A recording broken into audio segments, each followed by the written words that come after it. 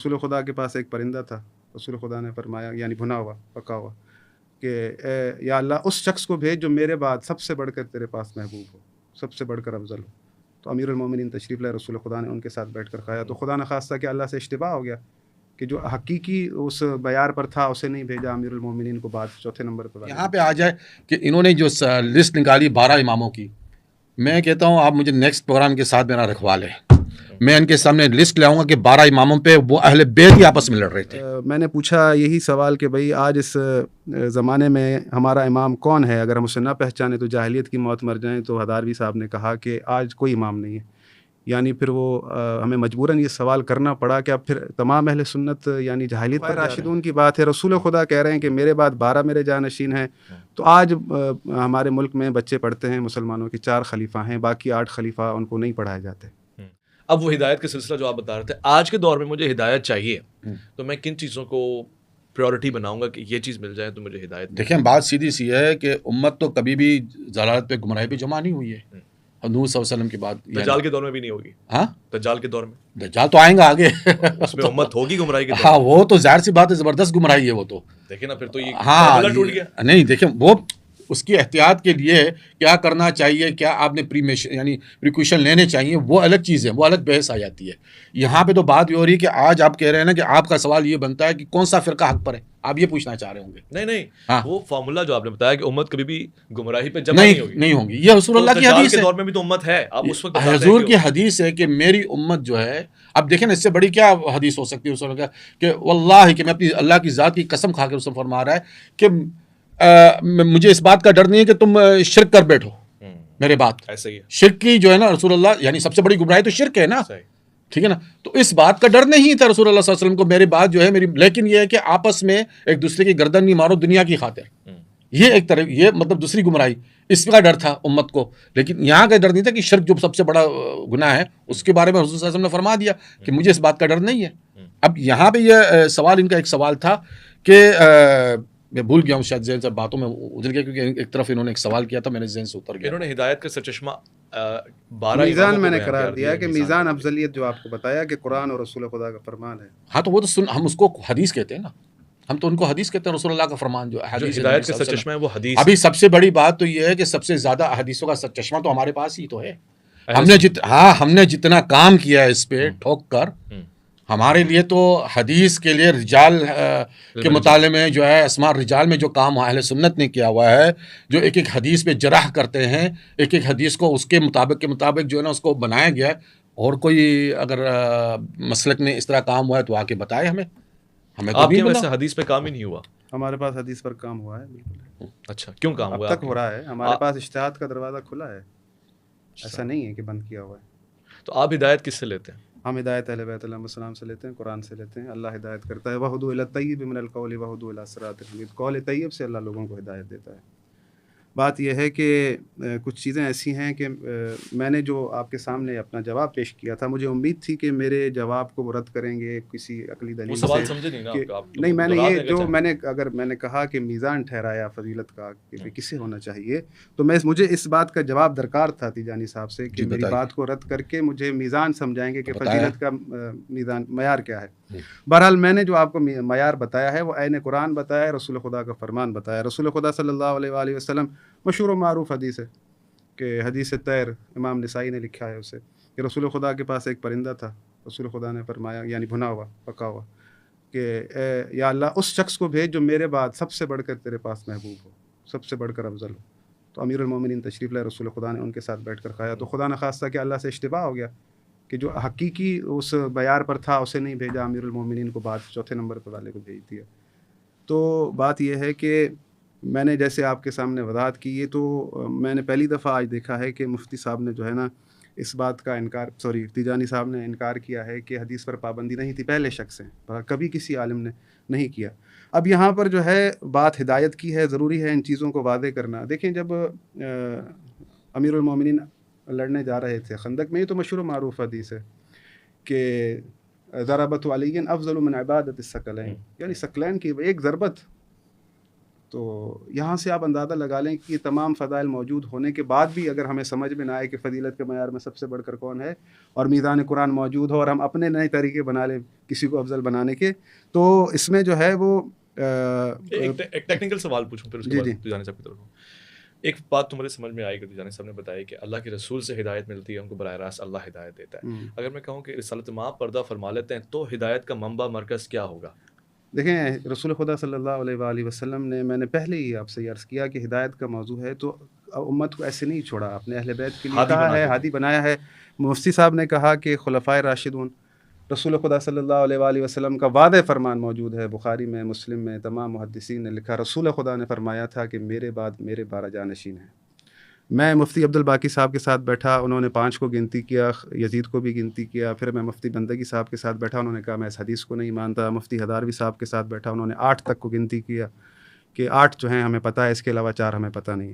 رسول خدا صلی اللہ علیہ وآلہ وسلم کا وعدہ فرمان ہے من لم یعرف امام زمانہ مات میتۃ جاہلیہ، جو بھی اپنے وقت کے امام کی معرفت کے سوا دنیا سے چلا گیا وہ جاہلیت کی موت مر گیا. تو ہر شخص کو یہ ضروری ہے کہ وہ پہچانے کہ اس کے وقت کا امام کون ہے، اور ہم اب معاشر میں بھی اپنے امام کے پیچھے اٹھائے جائیں گے. یہ آپ کی اجازت ہو میں تجانی صاحب؟ نہیں مجھے پورا تو کرنے دینا، وہ چیزیں رہ جائیں گی، کیونکہ بات یہ ہے کہ جب خلفائے راشدون کی بات ہے، رسول خدا کہہ رہے ہیں کہ میرے بعد 12 میرے جانشین ہیں. تو آج ہمارے ملک میں بچے پڑھتے ہیں مسلمانوں کے 4 خلیفہ ہیں، باقی 8 خلیفہ ان کو نہیں پڑھائے جاتے. بات یہ ہے کہ خلفائے راشدون جو رسول خدا کے اوصیاء ہیں، بات ان کی ہو رہی ہے کہ وہ خلفاء بھی ہیں، راشدون بھی ہیں. خلفاء یعنی ارض پر خلیفہ، پوری زمین پر خلیفہ اللہ کا، اور اس کو کون بنائے گا یہ ذمہ داری بھی خود رسول خدا کی، اللہ کی ہے کہ وہ آپ کو خلیفہ دے کر جائیں. اپنے بعد کون ہے؟ جب رسول خدا آپ سے کہہ رہے ہیں کہ میرے بعد میرے 12 جانشین ہوں گے تو وہی بتائیں گے نا کہ میرے جانشین کون ہیں. یہ تو پہلے ہم بحثیں کر چکے ہیں. بات یہ ہے کہ میں نے پوچھا یہی سوال کہ بھئی آج اس زمانے میں ہمارا امام کون ہے، اگر ہم اسے نہ پہچانے تو جاہلیت کی موت مر جائیں. تو ہداروی صاحب نے کہا کہ آج کوئی امام نہیں ہے. یعنی پھر وہ ہمیں مجبوراً یہ سوال کرنا پڑا کہ اب پھر تمام اہل سنت یعنی جاہلیت پر جا رہے ہیں، نعوذ باللہ. انہیں پہچاننا چاہیے. یہ تو ہم ایک علمی بحث کر رہے ہیں کہ پتہ ہونا چاہیے کہ ہمارے وقت کا امام کون ہے، اور یہ سلسلہ ابھی نہیں اس وقت بھی ہے. اب مفتی صاحب نے جو ہے وہ امت گمراہی پر جمع نہیں ہوگی، یہ جو حدیث سنائی ہے یہ نہ درایتاً ٹھیک ہے، نہ ہی اس کا مفہوم جو ہے آج تک صحیح سمجھ میں نہیں آیا. خداوند متعال کا یہ فرمانا ہے یا ایھا الذین آمنوا من یرتد منکم عن دینہ فسوف یأتی اللہ بقوم یحبهم ویحبونہ اذلۃ علی المؤمنین اعزۃ علی الکافرین یجاہدون فی سبیل اللہ ولا یخافون لومۃ لائم. اگر تم دین سے پھر جاؤ تو اللہ ایک اور قوم کو لے کر آئے گا جو تم سے بڑھ کر ہوگی تقویٰ میں، پرہیزگاری میں، اور وہ کافروں پر شدید ہوں گے اور مسلمانوں یعنی مومنین کے ساتھ رحم دل ہوں گے. پھر خداوند متعال فرماتا ہے کہ وما محمد الا رسول، یہ محمد جو ہے ایک رسول ہیں، یعنی یہ اپنی ذات میں نہیں ہے، میرے رسول ہیں، اپنی طرف منسوب کر رہے ہیں کہ جو کچھ کہہ رہے ہیں میری طرف سے. افإن ماتوا أو قتلوا انقلبتم على أعقابكم، اگر یہ مر جائیں یا انہیں قتل کر دیا جائے تو کیا تم الٹے پیر پھر جاؤ گے؟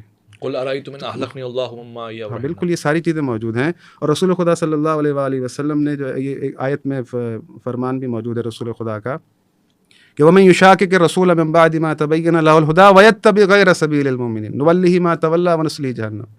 جو بھی ومن یشاقق الرسول، جو بھی واضح ہونے کے بعد تمام نشانیاں اس سے مل چکی ہیں، اس کے واضح ہونے کے باوجود اللہ اور اس کے رسول کی نافرمانی کرے گا، مومنین کی سبیل کے علاوہ اور سبیل پر چلے گا، تو جہاں وہ چلے گا ہم چلنے دیں گے. یہ احتمالات جو ہیں موجود ہیں. اللہ اصل میں کیا ہے کہ اللہ کے رسول اپنی جماعت کو یعنی قیامت تک ایک راہ دکھا رہے ہیں. اگر اس راہ پر چلو گے، اس سبیل پر چلو گے تو تم کبھی گمراہ نہیں ہوگے. آخری چیز میں جو ہے وہ واضح کر دوں، خداوند متعال کا یہ فرمان ہے کہ واللہ یدعو الی دار السلام ویہدی من یشاء الی صراط مستقیم، کہ اللہ تمہیں بلاتا ہے دار السلام کی طرف، ویہدی من یشاء الی صراط مستقیم، اور جسے چاہتا ہے صراط مستقیم پر ہدایت کرتا ہے. بات یہ ہے کہ آپ، میں اور اس وقت جو لوگ موجود تھے تمام کے تمام، خداوند متعال یہ انویٹیشن کارڈ ہے. آیت سنیے گا بڑی توجہ سے. صحیح ہے. یہ آیت انویٹیشن کارڈ ہے تمام انسان، تمام مسلمانوں کے لیے کہ اللہ تمہیں کہہ رہا ہے کہ ایفرٹ کرو، کوشش کرو کہ دارالسلام کی طرف آؤ. امام سے پوچھا گیا کہ دارالسلام کیا ہے؟ امام نے فرمایا کہ وہ جنت ہے جہاں نہ خستگی ہے، جہاں نہ تھکاوٹ ہے، جہاں نہ غم ہے، جہاں نہ پریشانی ہے.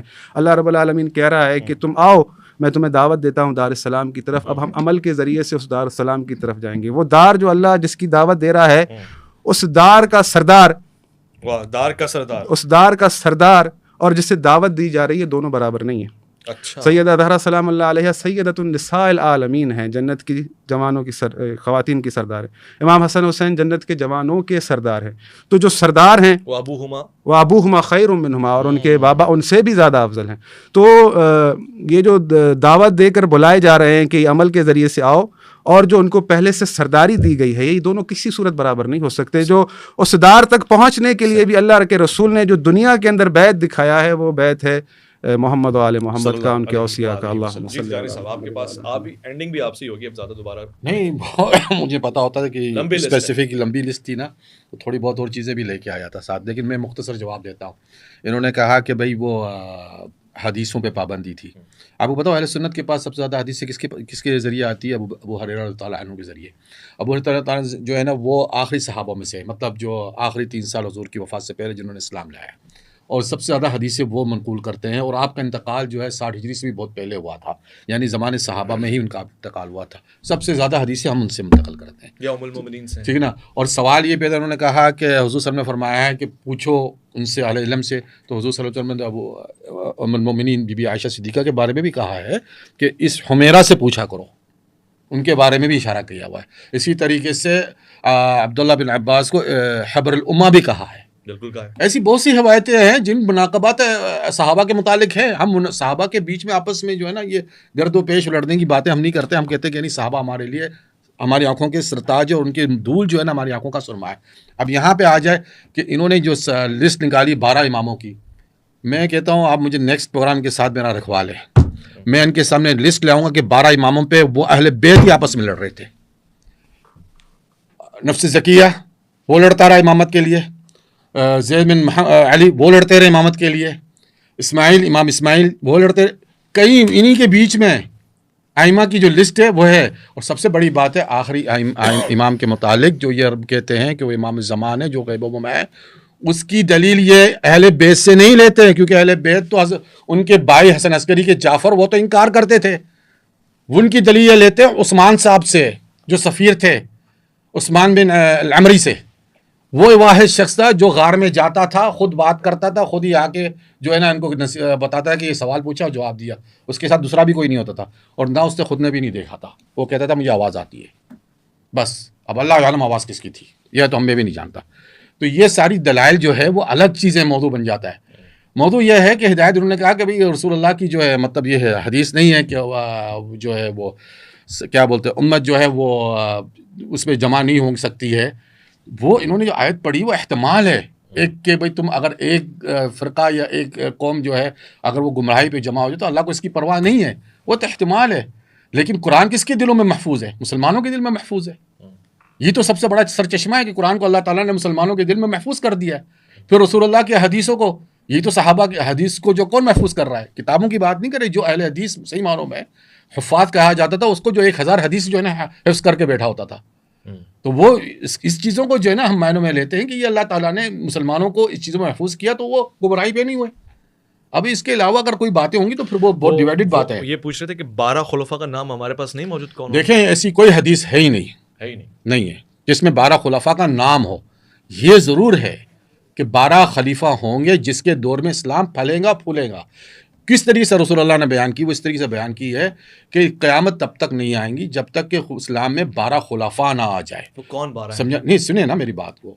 رسول اللہ نے ایک بتائی بشارت دی ہے کہ ایسے دور آتے رہیں گے کہ جس میں یہ شخصیات جب ابھر کے سامنے آئیں گی، انہوں نے اسلام کو سنبھالنا ہے، اس کو پھیلنا، اس کو پھیلانا ہے. ٹھیک ہے نا؟ ان کے ادوار میں اسلام سمٹیں گا نہیں، پھیلیں گا. اسلام کی یہ ڈیفینس کریں گے اسلام کو. ٹھیک ہے نا؟ یہ ایک حدیث کو اس معنوں میں لیا ہے. یہ 12 اس میں 12 خلفاء، اور یہ حدیث حضرت علی سے منقول ہے. تو اس سے پوچھا گیا کہ کہا گیا کہ کون ہوں گے، تو کہا وہ سب قریش میں سے ہوں گے. اوکے، لفظ قریش کا استعمال کیا. وہ سارے کے سارے جو ہے وہ قریش میں سے ہوں گے، یعنی عرب میں سے ہوں گے. ٹھیک ہے نا؟ اب قریش میں تو اہل بیت اولا ہے، ہم تو مانتے ہیں اس بات کو. ٹھیک ہے نا؟ تو یہ خلفاء، لیکن کہتے ہیں کہ 12 خلفاء کے نام ہیں، تو اہل سنت کے پاس کوئی نام نہیں ہے. ہاں اہل سنت نے اس پہ استنباط کیا کہ 12 خلفاء اولا جو خلفاء صحابہ کی ادوار ہیں وہ تمام خلفاء راشدین مہدیین ہیں، کیونکہ انہوں نے تو رسول اللہ سے سیکھا ہے. اور کس نے سیکھا ہے؟ ہم اگر ان کے بعد آنے والے ہزاروں سال کے بعد کسی کو شخصیت کو ہم کہیں گے کہ بھائی وہ خلفاء اعلیٰ راشدین المہدیین ہیں اور جو ان کے قریب ترین تھے انہوں نے کچھ نہیں سیکھا تھا کیا رسول اللہ سے؟ یہ تو بڑا عجیب سا سوال ہو جاتا ہے. جن کو رسول اللہ نے تیار کیا، ٹرین کیا، سیاست سکھائی، دین سکھایا، سب کچھ سکھایا، ہم نے ان سے حاصل کر لیا. اب اولا ناس وہ جو قریب ترین ہے. اور ایک حدیث میں بھی ہے کہ میرے بعد، یہ حدیث ہے، میں نے اپنی کتاب میں بھی اس کا حوالہ دیا، یہ حدیث ہے کہ میرے بعد ابو بکر عمر کی اتباع کرنا. یہ حدیث ہے ہمارے پاس. صحیح. یہ تو 2 ہو گئے، 10 باقی. میں نے آپ کو پہلے بتا دیا نا کچھ حدیث ہے. اب حضرت علی کے متعلق حدیث ہے، اللہم جعلہ ہادیا مہدیا، یہ حدیث ہے ان کے متعلق. ٹھیک ہے نا.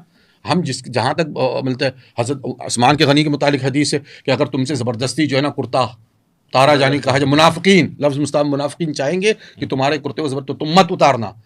اس کی یہی تعبیر کی گئی ہے کہ کرتے سے مراد خلافت. صحیح. تو یہ آگے آپ کے اپنے پاس امام حسن کے متعلق کہ ابن ہادہ سید، یہ تو میرا سید ہے بیٹا. ٹھیک ہے نا. یہ مسلمانوں کے 2 گروہ ہیں اور ایک ہی حدیث فکس آتی ہے مشاجرہ صحابہ پہ. ایک بات میں آپ کو یہاں ڈکلیئر کرانا چاہتا ہوں، میری بحث میں جو میں تحقیق کرتا رہا، اس میں صرف اور صرف رسول اللہ صلی اللہ علیہ وسلم کی ایک ہی حدیث ہے جو مشاجرہ صحابہ پہ فٹ بیٹھتی ہے، وہ یہی حدیث ہے کہ ابن ہادہ سید لعل اللہ یصلح ما بین فئتین عظیمتین.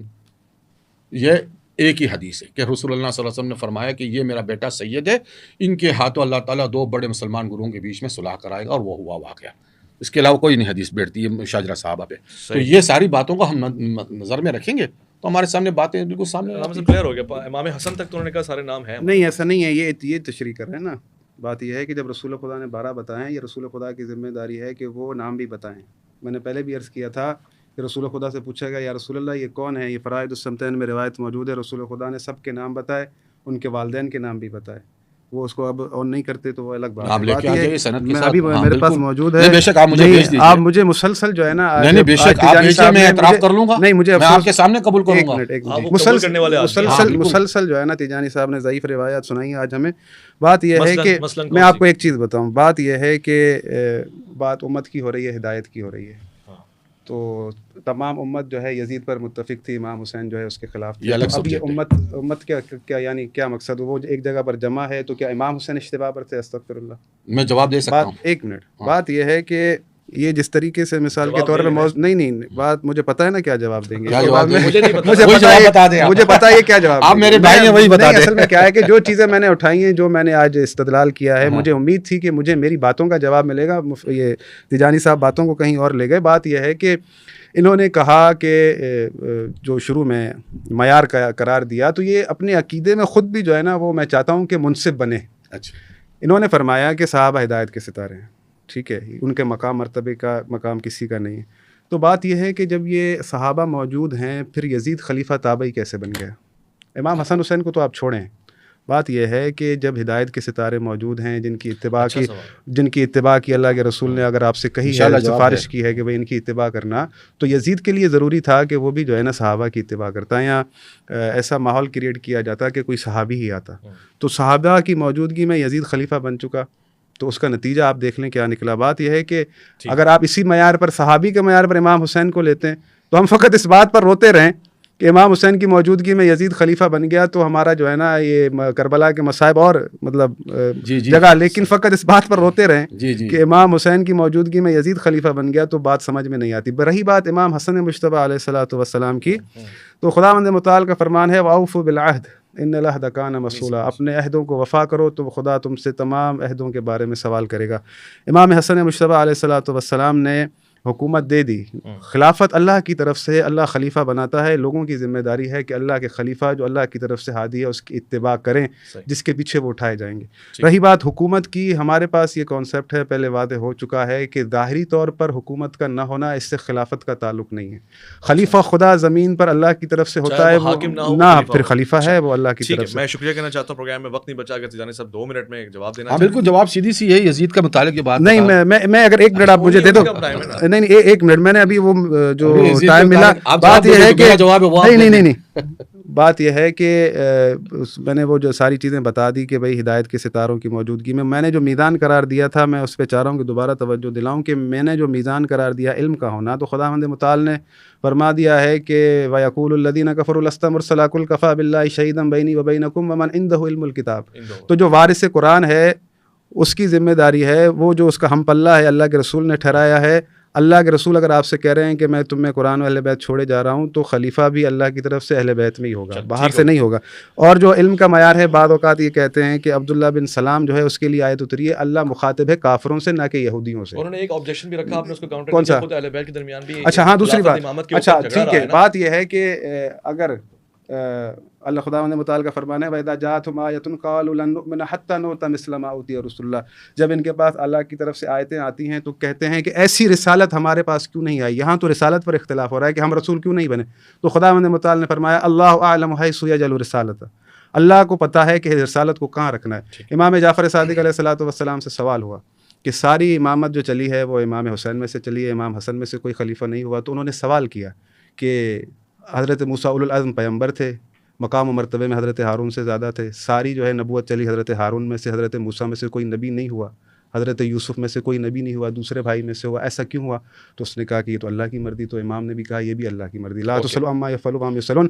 اگر جو اللہ کی طرف سے خلیفہ خدا بنایا گیا ہے اسی کا بھائی اگر اس کا ادعا کرتا ہے تو میزان تو آپ کے پاس وہی رہے گا نا, اللہ کے رسول نص جو ہے آپ اس کے پیچھے چلیں گے. تیجانی صاحب کے آخری 2 منٹ جو چاہیں کریں, اب آپ کے اوپر کھلی بال ہے. نہیں, یہ انہوں نے بحث کو کسی اور جگہ سمیٹ لیا ہے اور بھائی کی بار کہہ رہے ہیں کہ میں نے ضعیف حدیث بتانی, کون سی ضعیف ان کو لگی حدیث. ایک بھی آج میں نے مستند حدیث نہیں سنی. تیجانی صاحب سے آج مجھے بڑی امیدیں تھیں. امید انشاءاللہ آپ نیکسٹ نشست رکھیں, انشاءاللہ آپ کے ساتھ ساری امیدیں آپ کی برلاؤں گا. ایک پہلی بات تو یہ ہے یزید کے متعلق ایک بات بتا دوں, یہ دیکھیں بڑا کنفیوژن ہوتا ہے.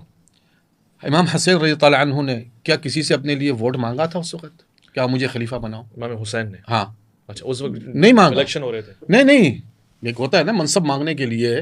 تمام بنو ہاشم تو وہیں بیٹھے ہوئے تھے مدینہ اور مکہ کے اندر, کوئی تو کوفہ میں نہیں تھا, یہی جا رہے تھے کوفہ کے اندر. ٹھیک ہے نا, کیوں جا رہے تھے؟ اس لیے جا رہے تھے کہ امام حسین کے بارے میں میرا جو کہنا ہے کہ وہ ایک روحانی شخصیت تھی, وہ سیاسی شخصیت نہیں تھی. ٹھیک, اس میں دیکھا, اس میں استغفار کے ایک روحانی شخصیت بتا رہا ہوں میں, اور ان کو اللہ تعالیٰ نے جو علم دیا تھا نا وہ کشف. اب مجھے بات کرنے تھوڑا سا بیان کرنے دینا, ارے تیجانی صاحب بہت بات تو کرنے دینا, عالمانہ گفتگو کرنا ہی چاہ رہا ہوں. روحانی شخصیت نہیں تھی تو پھر کون سی شخصیت تھی بھائی؟ میں تو ان کو روحانی شخصیت مانتا ہوں. آپ کہہ رہے ہیں وہ روحانی شخصیت اس لیے خلافت کے امور میں ان کو دلچسپی نہیں تھی خلافت. اگر دیکھیں بات سیدھی سی ہے, بنو ہاشم جو تھے وہ سارے کے سارے تو مکہ مدینہ میں تھے. آپ کھڑے ہو جاتے ہیں نا سب سے کہ بھائی مجھے بناؤ, میں مستحق ہوں.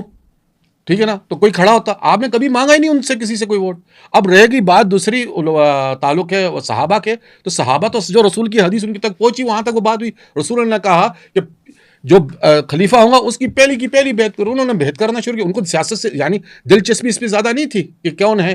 بات سیدھی سی ہے کہ امام حسین نے ان کی بیعت کیوں نہیں کی, اس لیے بیعت نہیں کی کہ امام حسین کو اللہ تعالیٰ نے ایک علم اتنا ایسا عطا کیا تھا کہ وہ اس کی جبلت کو دیکھ چکے تھے یزید کی, باقیوں کے پاس وہ چیز نہیں تھا. یہ میں ایک منطقی بات کر رہا ہوں, دلیل منطقی سے. جو جبلت بھی دیکھتا ہو وہ زیادہ حقدار نہیں ہے. میں نے کب کہا کہ بھائی انہوں نے مانا ہی تو نہیں نا اپنے لیے, ووٹ نہیں مانگا. آپ جب خلافت مانگتے ہی نہیں, ابھی آپ وہ چھوٹی چھوٹی روایتیں لے کے آئے گے. بھائی دیکھیں وہی تو بات ہے کہ امام حسین جو ہے ان کی شخصیت کو سمجھنا پڑھنا بہت ضروری ہے. اعلیٰ درجے کی روحانی شخصیت تھی. انہوں نے مسلمانوں کے بھی بیان کر رہے ہیں, بات کرنے کا موقع ہی نہیں دے رہے. ووٹ مانگتے دیکھیں نا, ایک ہوتی ہے نا, اب یہ بار بار کی وصیت کس نے کی تھی, کون وصیت کی, دیکھیں ساری باتیں ابھی وہ لے کے آ رہے ہیں. اچھا ٹھیک ہے نا, اب جس کے مجھے موقع دیجیے گا مفتی صاحب جواب دینے کا. یہی ٹاپک وقت نہیں بچا. میں آپ کو بتا رہا ہوں کہ بس سیدھی آپ مجھے صرف میرا ورژن کمپلیٹ ہونے دیتے ہیں, اس کے بعد بے شک روحانی شخصیت تھی. ٹھیک ہے نا, اور ان کو اللہ تعالیٰ نے یہ کشف دے دیا تھا کہ یزید کی جبلت میں جو ہے نا کفر ہے, ظلم ہے, اس لیے ان کی بیعت نہیں کی. وہ کوفہ اس لیے جانا چاہتے تھے کہ صرف اس لیے کہ یزید جہاں یہ خط و کتابت ان کے نام یہاں آ رہے وہیں خط و کتابت یزید کو بھی جا رہے ہوں گے کہ دیکھو یہاں ہو رہا ہے غدر. ٹھیک ہے نا, اور وہ وہاں جا کے صرف اس لیے بیٹھنا چاہتے تھے کہ اہل بیت کو دے کہ یزید شاید اہل کوفہ پہ ظلم نہیں کرے. آپ کہہ رہے ہیں کہ ایک الیکشن کیمپین ان کو نہیں, الیکشن کو چھوڑ دینا. حضور امام حسین نے اپنے لیے کوئی منصب نہیں طلب کیا, ان کو ان کے حال پہ چھوڑ دیا. ٹھیک ہے نا, کوئی سیاست سے زیادہ ان کی دیکھا جائے تو کوئی دخل نہیں ہوتا. وہ ایک روحانی شخصیت تھی, اس کو اس سے روحانی شخصیت کے بارے میں استغفار کرنا, ہم تو ان کو اعلیٰ درجے کی شخصیت پہ بٹھا رہے ہیں. سیاست تو پھر بھی تھوڑے درجے میں کم آ جاتا ہے. ان کے والد نے انہیں امت کے لیے جو ہے نا مقدم جانا اور یزید کو چنا. تو جو جبلت دیکھ سکتا ہو, خدا نے اسے اتنا معیار دیا ہو, تو وہ زیادہ حقدار نہیں تھا کہ اسے مقدم. وہی بات آ جاتی ہے کہ انہوں نے طلب ہی تو نہیں کیا نا. آپ کہہ رہے ہیں اور میں ثابت کروں گا طلب کرنا. کہہ رہے ہیں کہ سیدنا امام حسین روحانی شخصیت تھی, انہوں نے یزید کی جبلت دیکھ لی تھی جی, تو اس روحانی شخصیت کو ہی یزید سے قبل لوگوں کو چاہیے تھا کہ خلیفہ بنائے. ارے تو وہ سارے لوگوں کو تو نہیں معلوم. والد نے یزید کو مقدم جانا امت کے لیے.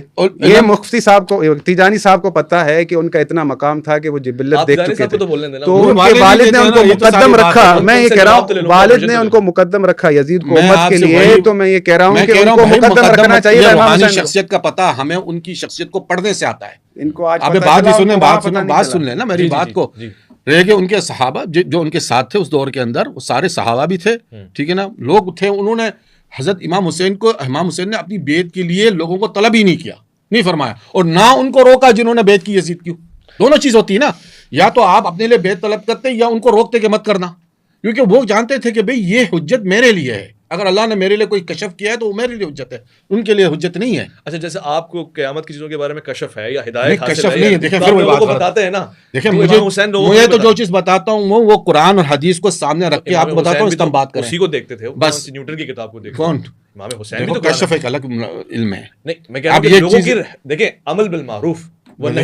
امام حسین جو ہے اپنی ذات تک کے لیے انہوں نے اس چیز کو حجت سمجھا, جو اللہ تعالیٰ نے, کیونکہ اللہ رسول صلی اللہ علیہ وسلم کی حدیث ہے ان لم تروا کفرا بواح, کہ یہاں تک تم اس کی بیعت کرو جب تک تم اس کے خلیفہ کے متعلق جو ہے نا کفر بواح یعنی کھلا کفر نہ دیکھ لے. اب امام حسین کے متعلق یہی بات سمجھ میں آتی جو لوجیکل فہم ہے ان کا, ان کی روحانی شخصیت سے, کہ ان کو اللہ تعالیٰ نے یہ کشف کیا کہ اس کی جبلت میں کفر ہے, بس اور کچھ نہیں. باقی رہ گیا اگر وہ چاہتے تو لوگوں بھی روک سکتے تھے, خود اپنے لیے طلب کرتے تھے. یہ دونوں چیزیں نہیں کی گئی. بہت بہت شکریہ.